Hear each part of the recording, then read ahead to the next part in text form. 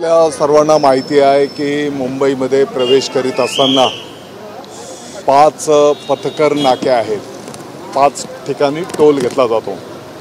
मुलुंडचा toll नाका आहे, Dahisar toll नाका आहे, वाशी टोल नाका आहे, मुलुंड टोल नाका आहे आणि ऐरोलीला टोल नाका आहे. साधारणपणे दररोज 3.5 लाख वाहनं मग मुंबईकरांच्या असेल किंवा महाराष्ट्रातून येणारी असतील या ठिकाणी वाहनं मुंबईमध्ये ये जा करतात आणि गेल्या काही वर्षांच्यापासून लहान वाहनांना टोलमध्ये सूट मिळाली पाहिजे अशा प्रकारची मागणी होती. आपण बघितलं असेल की टोलवर लागणाऱ्या रांगा, त्या ठिकाणी होणारं प्रदूषण, या सर्व गोष्टींचा विचार करून आज माननीय मुख्यमंत्री महोदय एकनाथजी शिंदे साहेब, उपमुख्यमंत्री देवेंद्रजी फडणवीस साहेब, अजितदादा पवार साहेब यांच्या नेतृत्वाखालील मंत्रिमंडळाने जे काही जड वाहनं आहेत ही सोडून इतर सर्व वाहनांना आज रात्री 12 वाजेपासून टोलमध्ये सूट देण्याचा निर्णय केलेला आहे. मला वाटतं मुंबईकरांना याच्यातनं मोठा दिलासा मिळेल आणि महाराष्ट्रातून येणाऱ्या सर्व लहान वाहनांना याच्यातनं दिलासा मिळणार आहे. साधारणपणे 45 रुपये आणि 75 रुपये यापूर्वी टोलची आकारणी केली जात होती आणि आज हा क्रांतिकारी निर्णय सरकारने त्या ठिकाणी केला. 2026पर्यंत या टोलची मुदत होती. किंबहुना भविष्यामध्ये ती आणखी वाढू शकली असते, परंतु जड वाहनं सोडून साधारणपणे 2,80,000 वाहनांना याच्यातनं त्याचा फायदा होणार आहे आणि लाखो लोकांच्या मागणीचा निर्णय आज सरकारने त्या ठिकाणी केलेला आहे.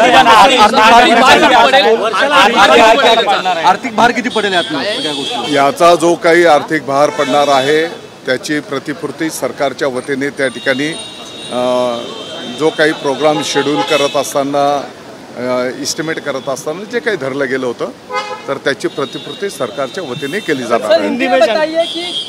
मुंबई में एंट्री प्रवेश करते वक्त जो 5 टोल नाके थे, मुलुंड, दहिसर, वाशी, ऐरोली, तो ये 5 टोल पर 45 रुपया और 75 रुपया टोल लिया जाता था. 2026 तक इसका मुदत था.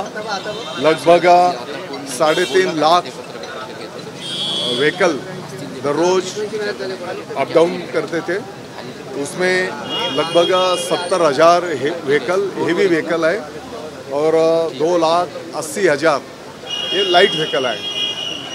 आज सरकार ने जो लाइट व्हीकल्स है उनका टोल में रात 12 बजे से छूट देने का निर्णय सरकार ने किया है. मैं समझता हूँ 45 रुपया और 75 रुपया सहूलियत सभी टोल को मिलेगी. जो लोगों का लाइन में लगना, पास निकालना, इसके लिए जो वक्त जाता था उनके समय की बचत होगी. चुनाव के मद्देनजर ये निर्णय बिल्कुल ऐसा कुछ विषय नहीं. 2026 तक इसका मुद्दत था और इसके बारे में कई महीनों से सरकार इसके बारे में विचार विनिमय कर रही थी और आज ये क्रांतिकारी निर्णय सरकार ने किया है.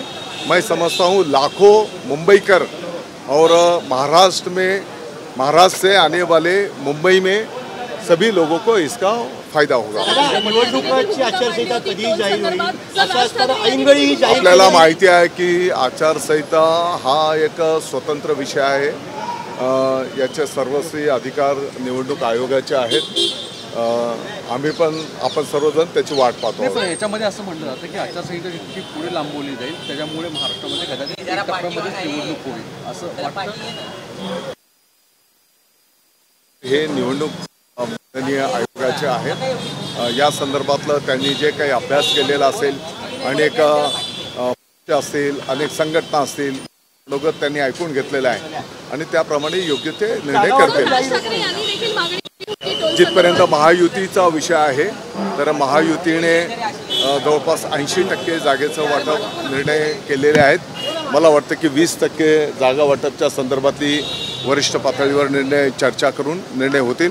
अगदी हसत खेळत वाटप होईल आणि परत एकदा महायुतीचं सरकार महाराष्ट्राच्या जनतेच्या आशीर्वादाने या राज्यामध्ये येईल. दादा कधीपर्यंत पण होणार आहे? यांनी देखील भूमिका मांडली होती, कुठेतरी त्याही गोष्टीचा विचार करण्यात आलेला आहे. निश्चितपणे मी पहिलेच सांगितलं की अनेक संघटनांनी आता ठाण्याचं आनंदनगरचा भाग आहे, राज ठाकरे साहेबांनी पण याची मागणी केलेली होती आणि म्हणून गेल्या काही महिन्यांच्या पासून ज्या काही मुंबईकरांची मागणी होती तर अनेक शिवसेना भारतीय जनता पक्षाच्या आमदार महोदयांची पण मागणी होती, राष्ट्रवादीच्या आमदारांची मागणी होती, संपूर्ण मुंबईकरांची मागणी होती. विशेष म्हणजे जो वेळ जायचा लोकांचा टोलवर, तर त्या संदर्भातला हा एक चांगला निर्णय त्या ठिकाणी संपन्न झालेला आहे. महत्त्वाचे निर्णय कॅबिनेट बैठकीत झालेले आहेत ज्यामध्ये प्रामुख्याने मला वाटतं की त्या विभागाचे प्रतिनिधी आपल्याला या संदर्भातली माहिती करतात. किती निर्णय झाले? अनेक चांगले निर्णय नाही एवढे नाही झाले. मुख्यमंत्री दादाने निधी द्यायला तयार होते का? वाद झाले बिलकुल असा काही विषय नाही. अतिशय हसत खेळत आणि तुम्ही होते ना सुरुवात होताना, आपण सगळेजण होतात. सीएम यांना पुष्पा स्वरूपात उपमा दिली, त्यांच्या दाढीवर चर्चा खूप असतात, गॉसिप सोशल मीडियामध्ये सुरू केलेलं आहे. बघा, कोणी काही उपमा देत असेल, परंतु ज्या पद्धतीने माननीय एकनाथजी शिंदे साहेबांच्या नेतृत्वाखालच्या सरकारने निर्णय केले, मला पण 20 वर्ष राजकारणामध्ये झाली, समाजकारणामध्ये 30 वर्ष झाली. महाराष्ट्रातला प्रत्येक नागरिक बोलतो की आतापर्यंतच्या सरकारांमध्ये एवढ्या मोठ्या प्रमाणात निर्णय झालेले त्यांनी बघितलेले नाही. सामान्यातला सामान्य माणूस केंद्रबिंदू मानून त्या ठिकाणी असंख्य निर्णय झाले. नुसते निर्णय झाले नाही, त्यांची अंमलबजावणी चालू आहे. दुसरी गोष्ट दादा की मुद्दा असा होता की तुमच्याकडून चेहरा मुख्यमंत्रीपदाचा जाहीर करावा असं उद्धव ठाकरे सांगतात, स्पष्ट बोलतायत. त्याशिवाय महाविकास आघाडीचा जाहीर केला जाणार नाही. जनतेच्या मनाने चेहरा निश्चित केलेला आहे. क्लॅरिटी नाहीये असं का बोलता? म्हणजे आचारसंहिता लागू शकते. मी आधीच सांगितलं, आचारसंहिता घोषित करणं हा माननीय निवडणूक आयोगाचा विषय आहे आणि तो त्यांचा अधिकार आहे. जोपर्यंत ते घोषित करत नाही तोपर्यंत निर्णय करणं त्यांची आणि जे निर्णय झाले त्याची अंमलबजावणी करणं हे तर आपलं काम आहे. आज कुठलं महामंडळ स्थापन झालं का? हो, आज कोळी समाज बांधवांच्या विकासाच्या दृष्टिकोनातनं महामंडळ त्या ठिकाणी स्थापन करण्याचा निर्णय झालेला आहे.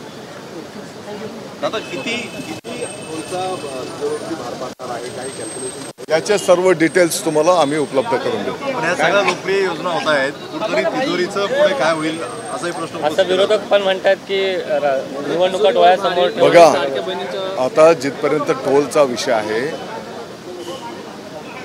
वाहनधारक टोल द्यायला नाही बोलत नाही, परंतु त्यांचा जो वेळ जातो, आणि हा खूप मोठा विषय नव्हता, जो वेळ जातो त्या वेळेला लोक त्रासलेली असतात आणि म्हणून आता सुरळीतपणे हेवी व्हेकलच्यासाठी 1-2 लेन्स रिझर्व केली जाईल आणि हे सर्व जी लहान वाहनं आहेत ती न थांबता त्या ठिकाणी प्रवास करतील. टोल संदर्भात निर्णय घेतलेला सर, टोल संदर्भात निर्णय तर घेतलेला आहे, पण यासाठी आंदोलक जे काही आज होते रात्रीपासून याची अंमलबजावणी सुरू होईल. आंदोलकांवरचे गुन्हे मागे घेणार आहात का? काही आंदोलक होते, त्यांनी आंदोलन केले होते, ज्याच्यामध्ये वित्तीय नुकसान झालेलं नसेल या संदर्भातला सरकार सहानुभूतीपूर्वक आजच्या 4 चाकी वाहनामध्ये टी पासिंगच्या ज्या गाड्या आहेत त्याला सुद्धा मुभा असणार आहे का, मोफत असणार आहे का? मी आपल्याला सांगितलं, जड जी वाहनं आहेत ती वाहनं सोडून इतर सर्व वाहनांना टोलमधनं सूट राहील.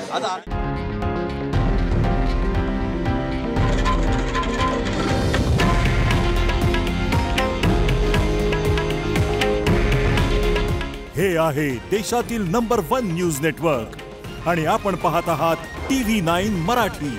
काळजी तुमची, हित महाराष्ट्राचं.